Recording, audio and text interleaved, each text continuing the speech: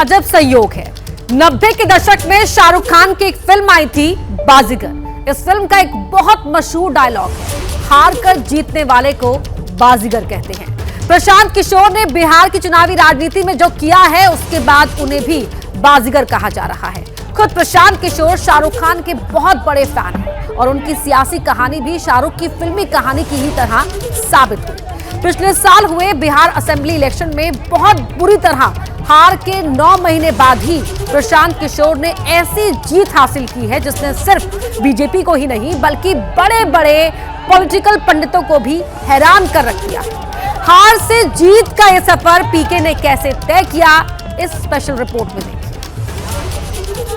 तो that shows कि अभी मैं मरा नहीं हूं, अभी नहीं मरा हूं, जब मर जाऊंगा तो फिर लिखना। अभी मरा नहीं हूं, अभी कहानी बाकी है।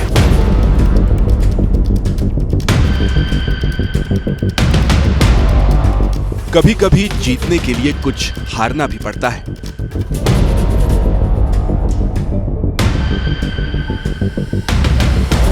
और हार कर जीतने वाले को बाजीगर कहते हैं।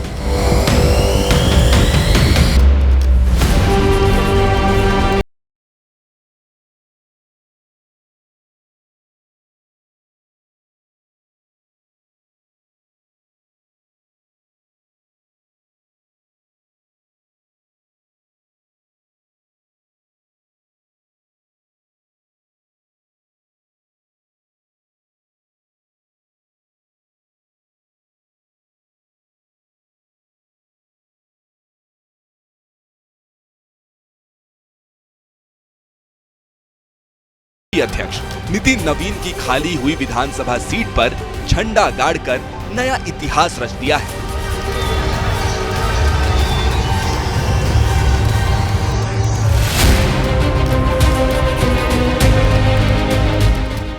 नवंबर 2025 को बिहार विधानसभा चुनाव के नतीजे आए तो प्रशांत किशोर की पार्टी जनसुराज उसका खाता भी नहीं खुला।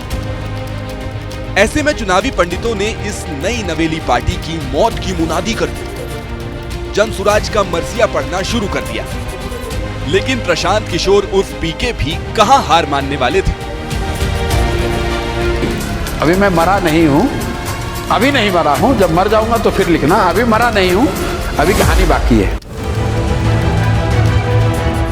बिहार विधानसभा चुनाव के नतीजे के 262 दिन बाद बांकीपुर उपचुनाव का परिणाम आया तो इसकी गूंज पटना से दिल्ली तक सुनी गई, क्योंकि सम्राट चौधरी के मुख्यमंत्री बनने के बाद ये बिहार विधानसभा का पहला उपचुनाव है और इसमें बीजेपी अपने गढ़ में ही हार गई।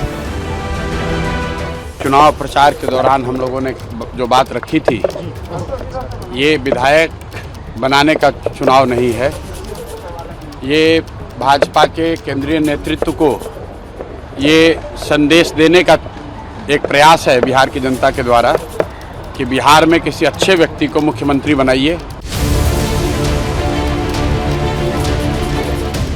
ये 13 जुलाई की तस्वीर है जब प्रशांत किशोर ने बांकीपुर उपचुनाव के लिए नामांकन दाखिल किया। इस मौके पर पीके की पत्नी डॉक्टर जानवी दास और बेटे दैविक भारद्वाज भी मौजूद रहे। चुनावी पर्चा भरने के बाद प्रशांत किशोर बांकीपुर की चर्चा का केंद्र बिंदु बन गए। 100 में 2 लोगों के पास गाड़ी है।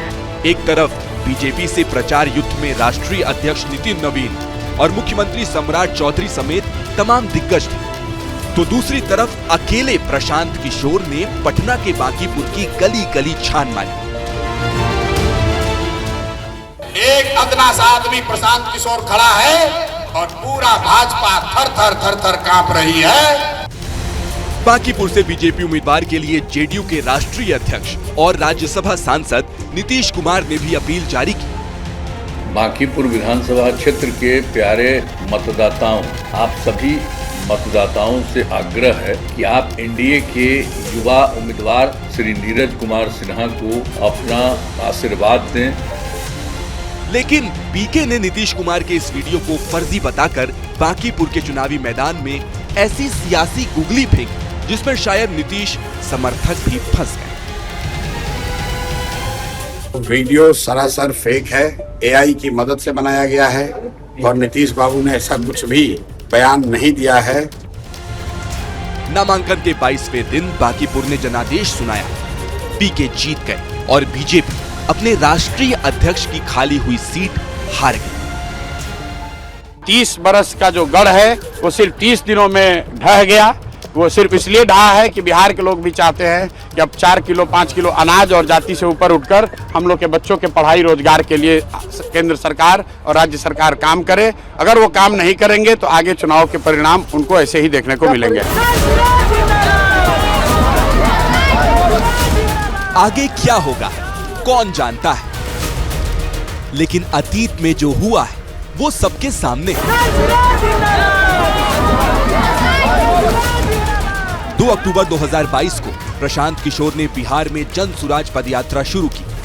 इसके 2 साल बाद 2 अक्टूबर 2024 को जन सुराज के नाम से राजनीतिक दल के गठन का ऐलान किया। 2025 के विधानसभा चुनाव में प्रशांत किशोर के भी उतरने की चर्चा थी, लेकिन वो खुद चुनावी मैदान में नहीं उतरे। बिहार विधानसभा के पिछले चुनाव में जन सुराज ने 238 सीटों पर उम्मीदवार उतारे, लेकिन 236 सीटों पर पार्टी की जमानत जब्त हो गई। सिर्फ 3.4% वोट मिले, सीट एक भी नहीं मिल पाई। हालांकि प्रशांत किशोर ने अपने उम्मीदवारों के लिए जमकर पसीना बहाया। उनकी रैलियों में भीड़ भी खूब उमड़ी, लेकिन ये भीड़ वोट में नहीं बदल सकी। 2025 के चुनाव में एनडीए को प्रचंड विजय मिली, तो पीके मन मसोस कर रह गए। जन सुराज चुनाव नहीं हारा है, जन सुराज की सोच को कुचलने का प्रयास किया गया है, हम लोग के मनोबल को तोड़ने का प्रयास किया गया है। ये प्रयास है कि जन सुराज के लोग हतोत्साहित होकर छोड़कर भाग जाएं। हम लोग पीछे हटने वाले नहीं हैं। जन सुराज पार्टी अपने पहले ही चुनाव में हारी जरूर, लेकिन पीके ने हार नहीं मानी। उनके सामने बांकीपुर उपचुनाव ऐसा मौका बनकर आया जिसमें वो बाजीगर बनकर उभरे। खुद पहली बार चुनाव लड़े और नतीजे से एक दिन पहले ही अपनी जीत और बीजेपी की हार की भविष्यवाणी कर दी।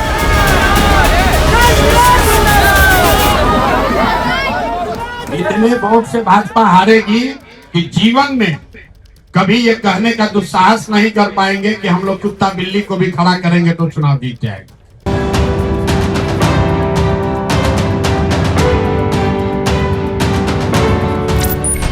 बांकीपुर सीट पर सबसे ज्यादा कायस्थ जाति के वोटर हैं। नितिन नवीन इसी जाति से आते हैं। बीजेपी उम्मीदवार नीरज कुमार सिन्हा भी कायस्थ ही थे। जाति समीकरण भी बीजेपी के पक्ष में था, लेकिन पीके ने सारे समीकरणों को ध्वस्त कर दिया।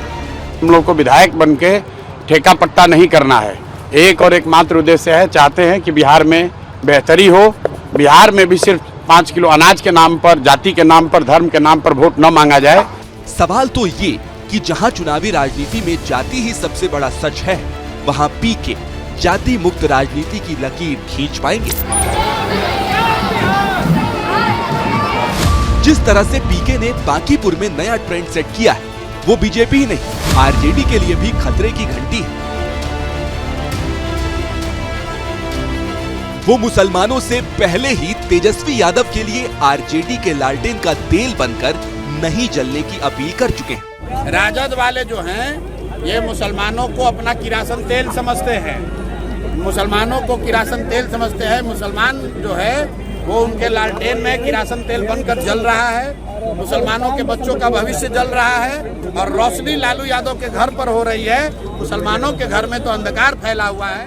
पीके बीजेपी की हिंदुत्व की राजनीति पर भी वक्त बेवक्त चोट पहुंचाने से गुरेज नहीं करते। नितिन नवीन अपने बैठ गए रथ पर और नीचे हनुमान जी को खड़ा करके उनको भाजपा का झंडा देके नचवा रहे थे।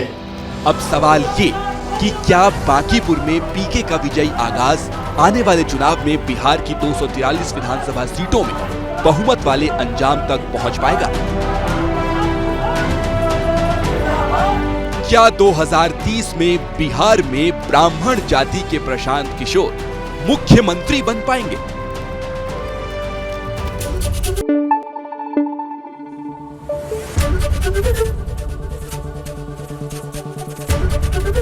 एबीपी न्यूज आपको रखे आगे।